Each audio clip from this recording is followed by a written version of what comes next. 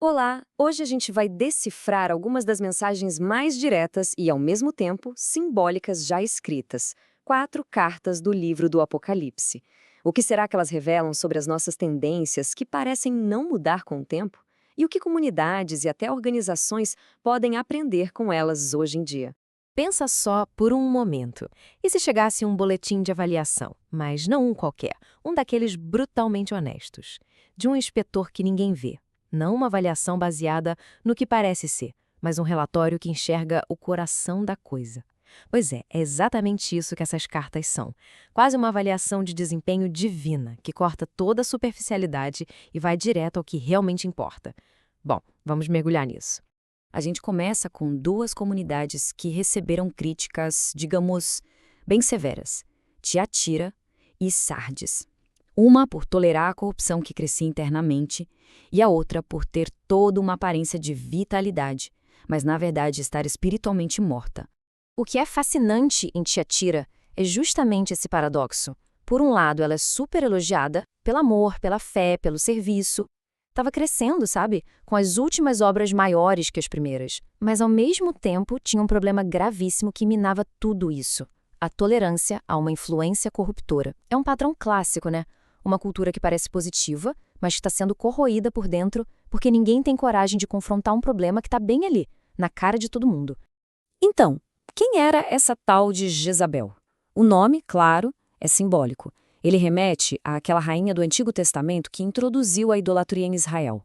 Aqui, Jezabel representa uma doutrina, um grupo influente que ensinava e enganava os membros, levando todo mundo a comprometer a própria fé. O mais interessante é que a falha da igreja não foi exatamente ensinar essa doutrina, mas simplesmente tolerar, deixar acontecer.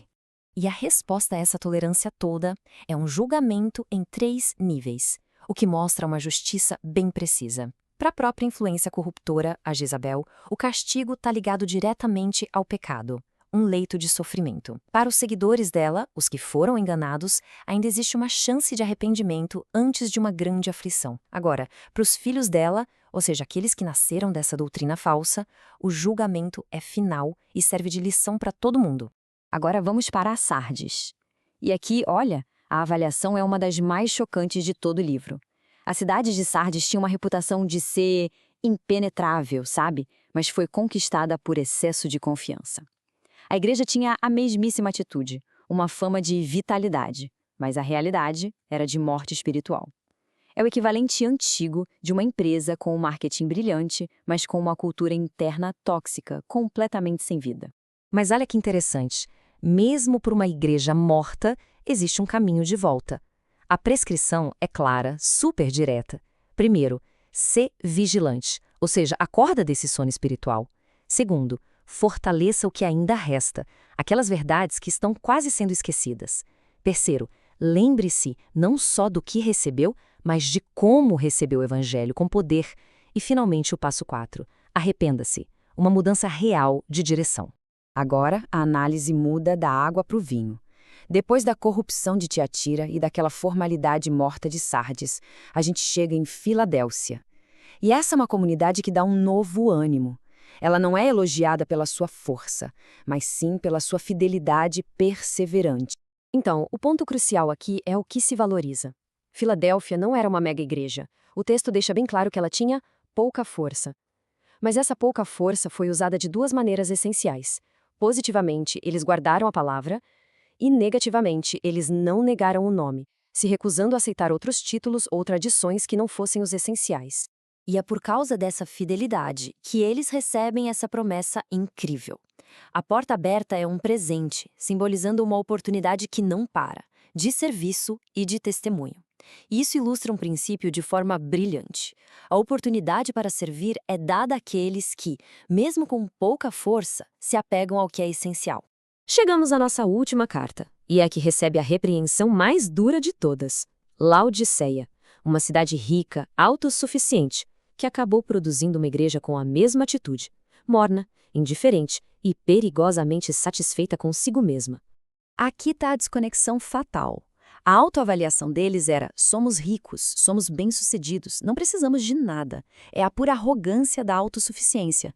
Mas a avaliação que vinha de fora, a divina, era simplesmente devastadora. A riqueza material deles criou um ponto cego gigantesco para a profunda pobreza espiritual em que viviam. E aqui a análise fica genial, porque usa a própria cultura da cidade contra ela. O conselho é comprar exatamente aquilo que eles achavam que já tinham de sobra. Laodiceia era um centro bancário enorme, então o conselho é: comprem de mim ouro refinado pelo fogo, a riqueza de verdade, não a de vocês. A cidade era famosa no mundo todo pela sua lã preta, lustrosa e caríssima. A prescrição? Vestes brancas, para cobrir uma vergonha que eles nem percebiam que tinham. E para fechar, lá tinha uma escola de medicina famosa que produzia um colírio conhecido em todo o império. O conselho: compre um colírio espiritual para que possam realmente enxergar. Esse versículo que a gente ouve tanto sendo usado de forma individual, na sua origem era uma súplica a uma igreja inteira. Uma comunidade tão autossuficiente que deixou a figura central do lado de fora batendo na porta. Veja que não há uma entrada forçada, mas um convite, esperando para restaurar a comunhão. É uma imagem muito poderosa de humildade e amor. Apesar das críticas duríssimas, cada uma dessas cartas termina com uma promessa. Uma promessa não para a igreja como um todo, mas para o vencedor, aquele indivíduo fiel dentro da comunidade que consegue superar os desafios específicos que encontra ali. E as recompensas são extraordinárias e bem específicas. Para os fiéis em Tiatira, que resistiram à corrupção, é prometida a autoridade.